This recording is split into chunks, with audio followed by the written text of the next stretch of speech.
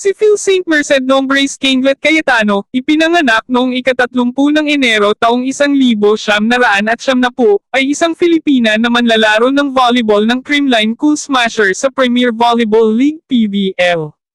Naglaro din si Phil para sa Petron Blaze Spikers sa Philippine Superliga, PSL, mula 2013 hanggang 2016. Karera. Si Kinglet ay nagsimulang maglaro ng volleyball sa ika-5 baitang kasama ang kanyang mga kaklase sa street. Scholastic Ace College, Manila. Si Kinglet ay nag-enjoy at naging mahusay sa sport at naging miyembro ng varsity volleyball team ng street Scholastic Ace College, Manila noong high school. Pagkatapos makapagtapos ng high school, siya kasama ang 4 na iba pang blue-chip high school volleyball player ay na-recruit ng Ateneo de Manila University, kung saan naglaro siya ng varsity volleyball sa loob ng 5 taon at hinirang na team captain ng 2011 Ateneo Lady Eagles Volleyball